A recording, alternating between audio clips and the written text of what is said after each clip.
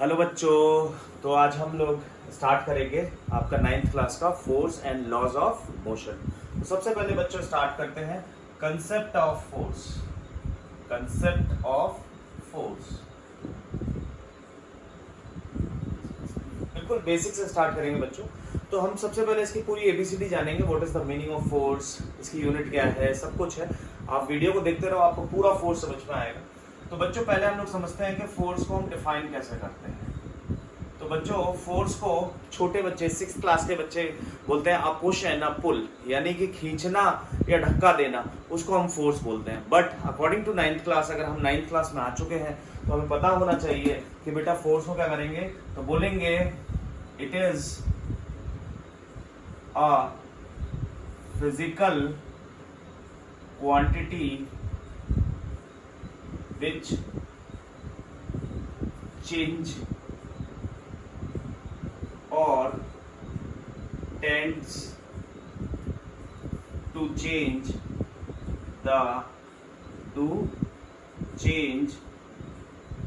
the state of rest, state of motion, direction, shape and size of object is called force। तो बच्चों हम force को ऐसे समझते हैं कि फोर्स हर ऐसी एक फिजिकल क्वांटिटी है जिससे हम क्या कर सके, चेंज कर सके या चेंज करने की। टेंड्स टू का मतलब होता है बेटा चेंज करने की कोशिश, या चेंज करने की कोशिश करें। क्या क्या चेंज करें? स्टेट ऑफ रेस्ट, मतलब अगर कोई चीज यहाँ पर रखी हुई है, let's say the velocity is 0, rest पर रखी है, तो बेटा अब हो सकता है कि इसको चलने के लिए फोर्स चाहिए, मान लो 100 न्यूटन। लेट्स से इसको चलने के लिए कितना फोर्स चाहिए? 100 न्यूटन। और हम यहाँ से दे रहे हैं मान लो 10 न्यूटन। तो बेटा इसको अभी तो 90 न्यूटन की कमी है। किसकी कमी है? 90 न्यूटन फोर्स की। तो ये चलेगा तो नहीं। तो क्या हम फोर्स नहीं दे रहे? नहीं दे रहे हैं हम लोग। अब ये वाली कंडीशन किस में आ जाएगी बच्चों? टेंड्स टू चेंज, कोशिश कर रहे हैं तो भी फोर्स काउंट होगा। स्टेट ऑफ मोशन, रेस्ट समझ में आ गया। स्टेट ऑफ मोशन, मान लो कोई चीज चल रही है, मान लो ये बॉक्स चलने लग गया with velocity 10 metre per second. तो अगर हम इसको रोक दें तो भी हमें फोर्स लगाना पड़ेगा। तो यानी इसकी स्टेट ऑफ मोशन को चेंज कर देंगे, या फिर हम इसमें और ज्यादा फोर्स लगा दें तो ये और तेज चलने लगे। तो मतलब हमें अगर इसकी मोशन की कंडीशन को चेंज करना है तो हमें क्या चाहिए बच्चों? फोर्स चाहिए। डायरेक्शन, ऑब्वियस बात है बच्चों, आपने देखा होगा बॉलर कोई क्रिकेट खेला है, बॉलर अगर बॉल करा रहा है तो batsman bye the help of bat वो बॉल को कहां पहुंचा देता है? जा रही ऐसे होती है और वो उड़ा देता है सिक्सर। तो बच्चों ये क्या हो गई कि हमने बैट की हेल्प से फोर्स लगाया और उसकी डायरेक्शन चेंज कर दी। शेप का तो आपको पता चल गया होगा। अगर आपको ये भी एक कागज का बॉक्स या कुछ भी ऐसा लो या स्पंज लो, अगर आप उसको स्क्वीज कर दो, दबा दो, फोर्स लगा दो तो उसकी शेप चेंज हो जाती है। और साइज भी द सेम इज कि बेटा स्प्रिंग है, मान लो स्प्रिंग को खींच दो तो उसका साइज चेंज होगा, छोड़ दो फोर्स 0 होगा, वापस साइज। तो by the help of this we can change all these quantities, that is known as force. अब बच्चों यहाँ पर सुनो, आप अपने नोट्स बनाते जाओ, साथ साथ में एक एक चीज लिखते जाओ, मैं पूरा बेसिक से समझाऊंगा। तो फोर्स, सबसे पहले इसका फॉर्मूला ऑफ फोर्स। तो फॉर्मूला ऑफ फोर्स होता है बच्चों F बराबर ma। m है यहाँ पर मास, a है यहाँ पर एक्सेलरेशन। बच्चों एक्सेलरेशन की फॉर्मूला हमने पढ़ रखा है इससे पहले वाले चैप्टर में, v minus u by t. ऐसा यूनिट ऑफ एक्सेलरेशन कितनी होती है बच्चों? Metre per second square. तो बच्चों ये भी लिखते जाओ, सब चीजें आपके काम की है। ये सब चीजें आपने पहले पढ़ रखी होंगी मोशन ना स्ट्रेट लाइन में। ये होता है मास, और मास की ऐसा यूनिट क्या होती है बच्चों? मास की ऐसा यूनिट होती है बच्चों केजी। मास को किस में नापते हैं? केजी में। तो फॉर्मूला फोर्स हो गया मास इनटू एक्सेलरेशन बच्चों, ये वाला फॉर्मूला। और अब हम इसकी यूनिट पढ़ेंगे, तो एसआई यूनिट ऑफ फोर्स क्या होती है बच्चों? तो हमारे बहुत बड़े साइंटिस्ट थे, उनके ओनर में इसकी यूनिट रखी गई, that is known as Newton. Newton Newton बोले तो एन। अच्छा बेटा, अब मैं आपको हर तरह से पढ़ाऊंगा, बिल्कुल जीरो से स्टार्ट करते हो, तो आप सब चीज लिखते जाओ। ऐसा यूनिट ऑफ फोर्स क्या होती है बच्चों? न्यूटन। एक और होता है CGS unit system. CGS unit system बच्चों, ये आप जब बड़ी क्लासेस में आ जाएंगे 11th में लाइक दिस, तो आपको और भी सिस्टम पढ़ने को मिलेंगे, बट हाँ अगर आपको याद हो तो कोई बुराई नहीं है। तो सीजीएस यूनिट ऑफ सिस्टम क्या होती है बच्चों? That is dyne. Dyne, DYNE, dyne, dyne नहीं, डाइन, DYNE, डाइन। तो बच्चों 1 Newton is equals to how many dynes? तो द आंसर इज 10⁵ डाइन। ये कैसे आया? अगर किसी बच्चे को पूछना है तो मैं उसको बता सकता हूँ, बट आपको लर्न होना चाहिए एनटीएससी लेवल के लिए, क्योंकि एनटीएससी में सीजीएस यूनिट से भी रिलेटेड क्वेश्चन आ जाते हैं, तो इसीलिए। तो 1 न्यूटन इज इक्वल 10⁵ डाइन। ठीक है बच्चों? अच्छा, अब सर इसका और भी कोई इक्विवेलेंट यूनिट होती है क्या? न्यूटन को हम कुछ और भी लिख सकते हैं? The answer is yes. कैसे बच्चों? देखो, फोर्स का फॉर्मूला क्या आया? Mass into acceleration.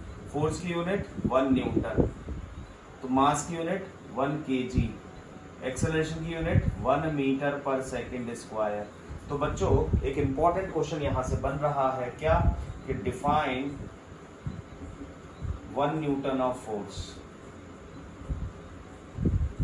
1 Newton of force कैसे डिफाइन करें? तो बच्चों सबसे पहले आप फॉर्मूला लिख लो और हर जगह 1 1 डाल दो। फोर्स की यूनिट 1 न्यूटन, मास को 1 kg, एक्सेलरेशन को 1 मीटर पर सेकेंड स्क्वायर। तो आप उसको इंग्लिश में बोलना शुरू करो। When a 1 kg a force, 1 Newton is a force which creates a acceleration of 1 meter per second square in a 1 kg of mass is said to be a 1 newton।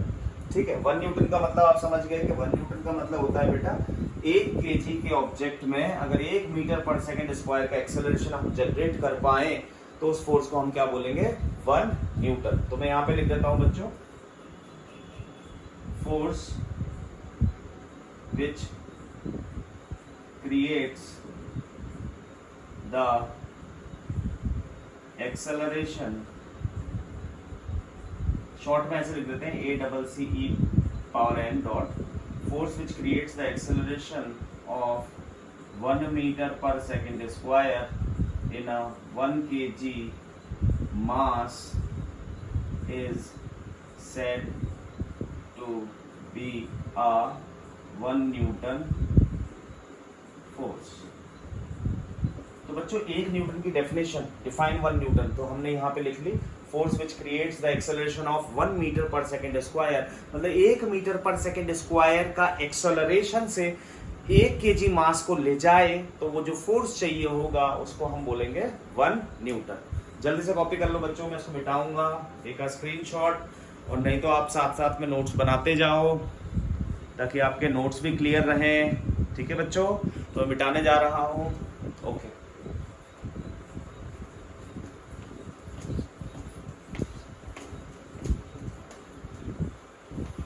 तो बच्चों 1 Newton is equals to how many times? The answer is 10⁵ times. कोई बच्चा अगर ये पूछना चाहे कैसे, तो मैं उसको बता देता हूं। देखो इस तरह से निकाला ये। F बराबर क्या होता है बच्चों? ma। कौन से सिस्टम में? SI सिस्टम में। SI सिस्टम जानते हो? SI सिस्टम का मतलब होता है international system of unit. International system of unit, international, मैं देख लेता हूँ एक बार वीडियो पूरा आ रहा है क्या? हाँ, इंटरनेशनल सिस्टम ऑफ यूनिट। ठीक है, तो हमें समझ में आ गया सर। अच्छा, तो बेटा सीजीएस का मतलब क्या होता है? सीजीएस सिस्टम, सीजीएस सिस्टम भी एक सिस्टम होता है जिसमें सी का मतलब होता है बच्चों सेंटीमीटर, जी का मतलब ग्राम और सेकंड। बेटा मतलब लेंथ को हम सेंटीमीटर में लेते हैं, वजन को हम ग्राम में लेते हैं और टाइम को हम सेकंड्स में लेते हैं। इस सिस्टम को हम सीजीएस सिस्टम बोलते हैं। तो बच्चों फोर्स 1 क्या लिखेंगे? डाइन, क्योंकि अब सीजीएस में तो डाइन बोला जाता है। 1 kg को ग्राम में कन्वर्ट करना है तो कितना आएगा बेटा? 1000 ग्राम। एक्सेलरेशन को किस में कन्वर्ट करना है, एक्सेलरेशन की यूनिट होती है मीटर पर सेकंड स्क्वायर, यानी मीटर को चेंज करना है किसमें, सेंटीमीटर में, तो 100 सेंटीमीटर। 1 मीटर में कितने सेंटीमीटर, 100, तो ये हो गया सेंटीमीटर। और बेटा टाइम को चेंज नहीं कर सकते क्योंकि इस सेकंड में भी, इस वाले सिस्टम में भी टाइम की यूनिट क्या है, सेकंड, तो चेंज करने की जरूरत नहीं है, सेकंड स्क्वायर। तो क्या हो गया बच्चों, ये 1 के पीछे यहाँ 3 जीरो और यहाँ 1 के पीछे 2 जीरो, तो क्या हो गया ये, इसको हम ऐसे लिख सकते हैं 10⁵ ग्राम सेंटीमीटर पर सेकंड स्क्वायर, तो 1 डाइन। अब सुनो, तो इस पूरी चीज को क्या बोल सकते हैं बच्चों, डाइन, इसको बोलते हैं हम डाइन। तो यहाँ पर एसआई सिस्टम, सॉरी मैंने यहाँ लिखा 1 न्यूटन लिखना चाहिए, तो 1 न्यूटन इज इक्वल्स टू इतने, और इस पूरे को हम क्या बोलते हैं, डाइन, तो इसलिए ऐसा आया 1 Newton is equal to 10⁵ dyne, ऐसा आया। ठीक है बच्चों, मतलब इधर वाले को तो हमने न्यूटन में एसआई सिस्टम में रहने दिया, और इधर वाले को हमने सीजीएस में कन्वर्ट कर लिया, तो इससे हमें ये पता चल गया कि 1 न्यूटन बराबर कितने डाइन, बच्चों बोलो मेरे साथ, 10⁵ डाइन। ओके, तो यहाँ तक का हमारा कंसेप्ट क्लियर हो गया है। अब हम आगे बढ़ते हैं।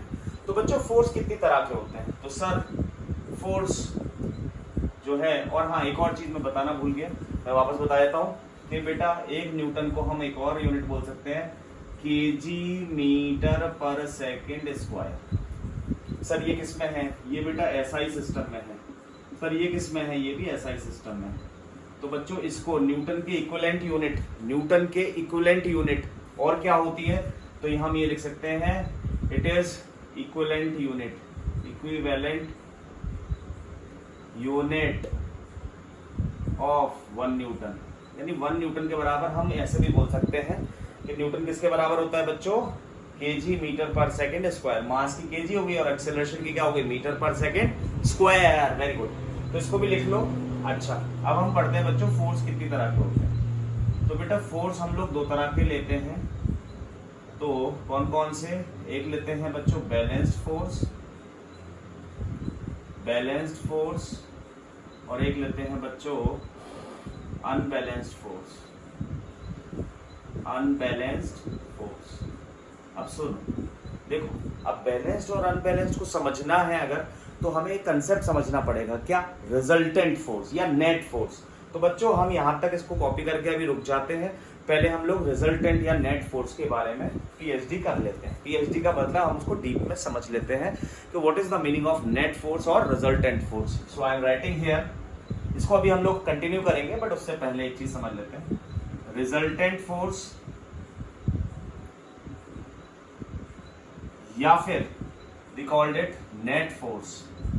हाँ ना बोलो, समझ में आ रहा है क्या, रिजल्टेंट फोर्स बोल दो या नेट फोर्स बोल दो। सर ये क्या होता है, तो देखो बच्चों, जैसे ये कोई सरफेस है, ये क्या है, कोई सरफेस, इस पर यहाँ पे कोई ऑब्जेक्ट रखा हुआ है बच्चों, ठीक है, और ऑब्जेक्ट जो है उस पर 2 तरफ से रस्सियां बंधी हुई है, मान लो ये और एक ये, इधर से इसको खींचा जा रहा है बच्चों 10 न्यूटन से। ध्यान से सुनना, इंपॉर्टेंट कंसेप्ट है, इधर से खींचा जा रहा है इसको 25 न्यूटन से।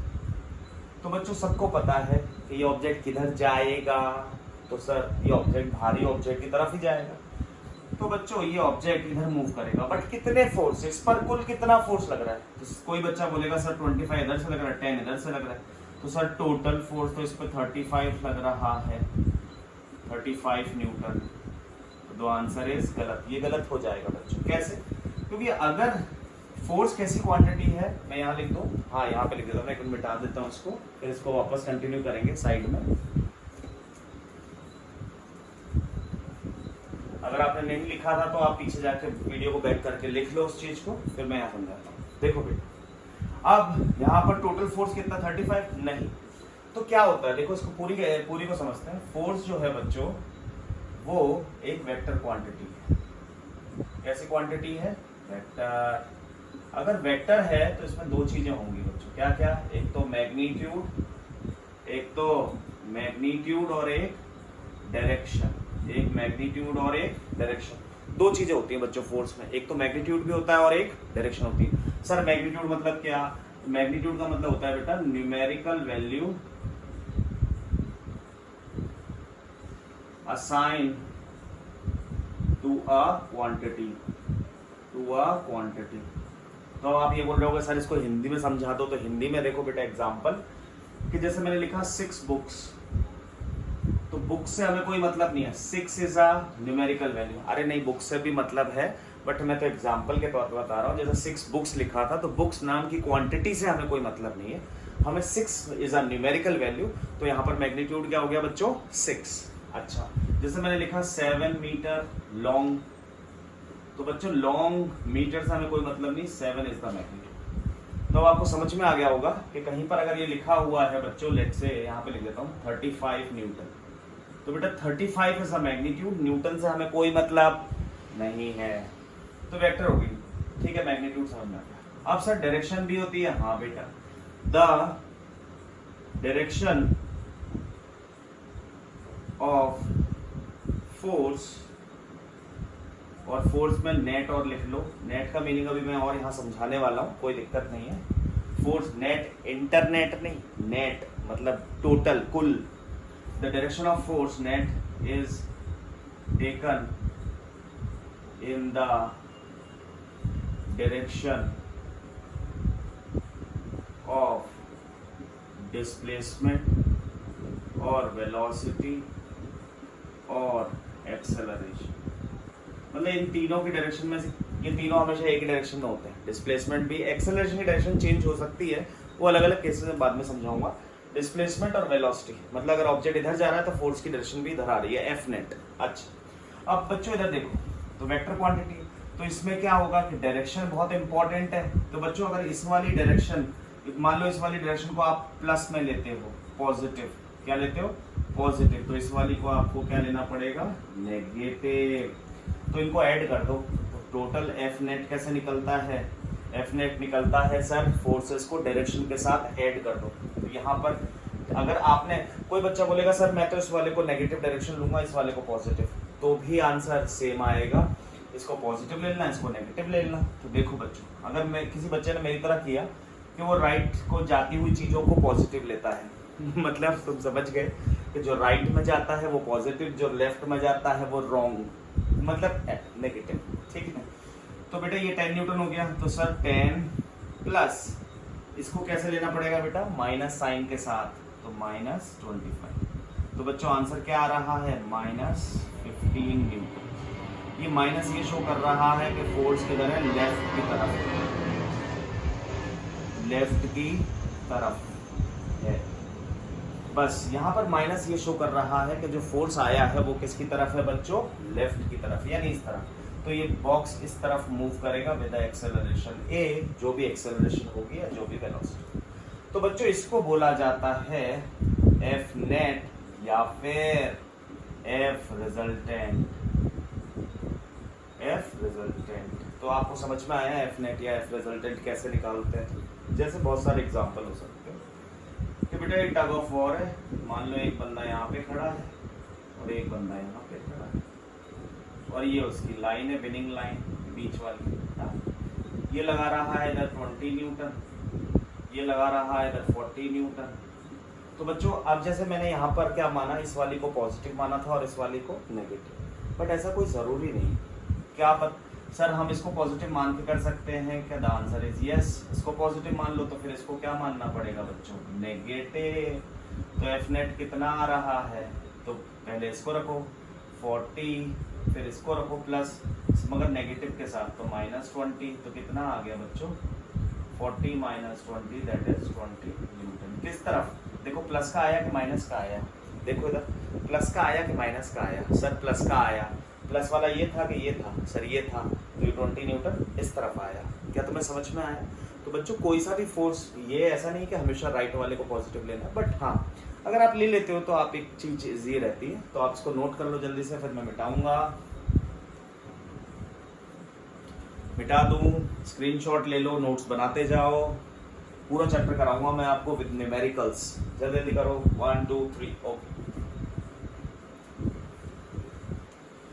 चैप्टर पढ़ने के बाद पूरा आप हर एक सवाल, हर एक क्वेश्चन न्यूमेरिकल कर पाओगे खुद से। और मैं आपको अब शीट्स भी दूंगा, तो उन शीट्स में क्वेश्चंस हुआ करेंगे, तो आप वो भी डाउनलोड कर कर देख सकते हैं, ठीक है। अब आगे देखो, तो बच्चों रिजल्टेंट फोर्स आपको निकालना आ गया। अच्छा, अब हम बात कर लेते हैं बैलेंस्ड और अनबैलेंस्ड फोर्स की। तो बेटा फोर्स दो तरह के होते हैं, कौन कौन से? एक तो बैलेंस्ड फोर्स और एक अनबैलेंस्ड फोर्स, ठीक है बच्चों। अच्छा सर, बैलेंस्ड फोर्स कौन से? बेटा बैलेंस्ड फोर्स होते हैं जो अपोजिट डायरेक्शन में लग रहे हों और बराबर लग रहे हों। अपोजिट डायरेक्शन में लग रहे हों बराबर। सर एग्जांपल देखो, ये कोई ऑब्जेक्ट है, ठीक है बच्चों, और इस पर इधर भी फोर्स लग रहा है, मान लो 10 न्यूटन का। सर न्यूटन क्या होता है? न्यूटन होती है ऐसा unit of force. Sir CGS unit क्या होती है? मेरे साथ बोलो, क्या होती है? Dyne. 1 Newton is equals to कितने डाइन बच्चों? तो the answer is 1 Newton is equal to 10 raise to power 5 dyne. Sir इधर भी लग रहा है 10 न्यूटन, तो बेटा एफ नेट कितना आ रहा है? सर इसको प्लस लेंगे, सर इसको हम माइनस लेंगे, तो माइनस अलग से लिख दिया, कितना आ गया बच्चे? 0। तो यानी ये दोनों कैसे फोर्स है? Balance force. यानी कि अब यहाँ तक लिख लिया। अनबैलेंस कैसे होते हैं बच्चों? जैसे इस पर ये ऑब्जेक्ट लग रहा है 10 न्यूटन का और इधर लग रहा है 2 न्यूटन, तो बच्चों एक को प्लस लेना है, एक को माइनस लेना है, मैंने आपको सिखा दिया है। अब आप बोलो सर मैं तो इसको प्लस लूंगा या उसको प्लस लूंगा, जैसा भी चाहो वैसा करो, आंसर सेम आएगा। तो देखो एफ नेट कितना आ रहा है बच्चों? मैं इसको प्लस ले रहा हूँ 10 प्लस इसको माइनस लेना पड़ेगा। फिर सर प्लस और माइनस क्यों लेते हैं? क्योंकि बेटा फोर्स कैसी क्वांटिटी है? वेक्टर क्वांटिटी, और वेक्टर क्वांटिटी की डायरेक्शन किससे बताई जाती है? माइनस या प्लस से। अच्छा, तो आंसर आ गया 8 न्यूटन। तो बेटा ये 0 तो नहीं आया, तो इसका मतलब ये अनबैलेंस्ड फोर्स है, मतलब F अनबैलेंस्ड नेट फोर्स। तो F अनबैलेंस्ड नेट फोर्स, ये कैसा है? Unbalanced balanced net force. यानी कि नेट नहीं लगाओ, चलो कोई दिक्कत नहीं है, तुम तो इतना समझ लो, ठीक है। यहाँ तक जल्दी से लिखो, फटाफट से लिख लिया, फिर मैं आगे बताता हूँ, ठीक है। तो बेटा अब ये क्या करता है? ये दो काम करता है, देखो। अगर ऑब्जेक्ट एट रेस्ट, मतलब ये जिस पर भी लग रहा है, ये बैलेंस फोर्स, मतलब दोनों फोर्स बराबर लग रहा है। मान लो किसी ऑब्जेक्ट पर लग रहा है और ऑब्जेक्ट किस पर है? रेस्ट पर। रेस्ट का मतलब सर उसकी वेलोसिटी कितनी है? 0। तो बेटा ऑब्जेक्ट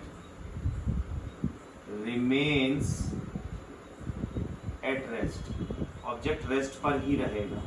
भाई इधर से खींच रहे हो, इधर से भी खींच रहे हो, ये मार्कर है, इस मार्कर को मैं दोनों तरफ से बराबर ताकत से खींचूं तो ये मार्कर किधर जाएगा? किधर भी नहीं जाएगा। तो बेटा अगर ऑब्जेक्ट रेस्ट पर है तो वो रेस्ट पर ही रहेगा। अगर दूसरा important point, object in uniform motion, और उस पर अगर आप बैलेंस फोर्स लगा दो तो वो रिमेन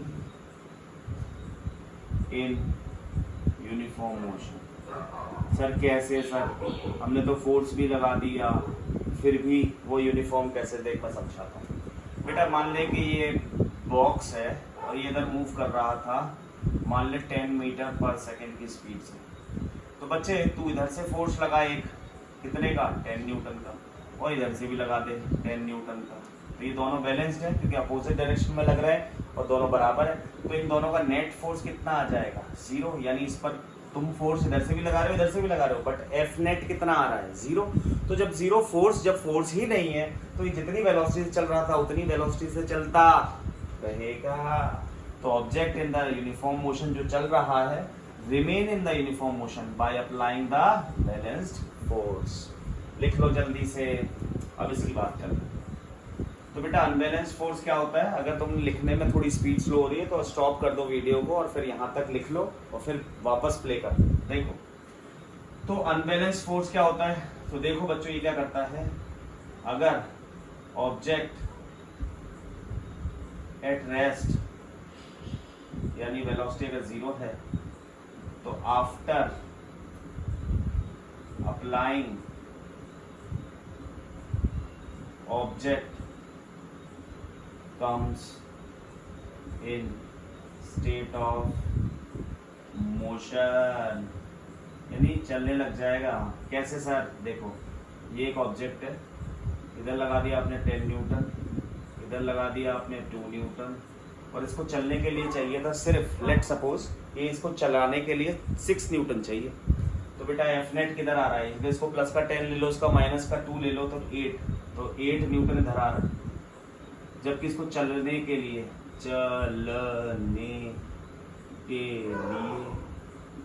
फोर्स चाहिए था कितना, 6 न्यूटन। तो ये तो ज़्यादा हो गया ना, तो अब ये ऑब्जेक्ट उधर की तरफ चलने लगेगा। सर ये अनबैलेंस है क्या? हाँ बेटा, क्योंकि दोनों बराबर नहीं है।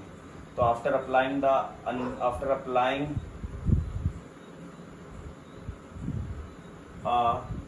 अनबैलेंस फोर्स, शॉर्ट में लिख रहा हूँ, ऑन एन ऑब्जेक्ट, तो देन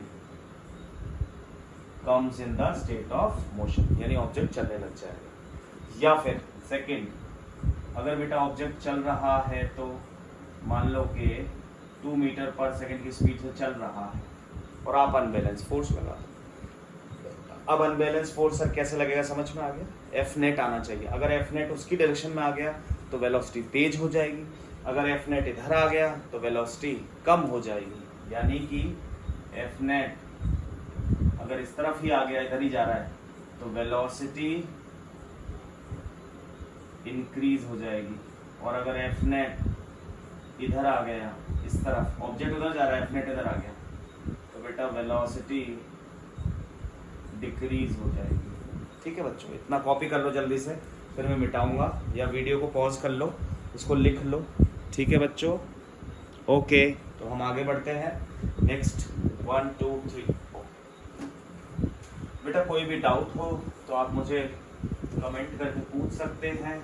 आप मुझे वीडियो का टाइमिंग बता दें कि सर उस पॉइंट पे डाउट था, तो मैं उसको देख लूँगा और मैं उस चीज़ को एक्सप्लेन कर दूँगा। ठीक है बच्चों, ओके। नेक्स्ट इज अनबैलेंस और बैलेंस फोर्स समझ में आने लगा। सर एग्जांपल्स बहुत सारे हो सकते हैं बेटा, बट हम लोग अब आगे चलते हैं तो न्यूटन्स लॉज ऑफ मोशन को समझते हैं। तो बेटा फर्स्ट लॉ ऑफ मोशन पहले पढ़ते हैं। फर्स्ट यहाँ लिख देता हूँ heading, Newton's laws of motion.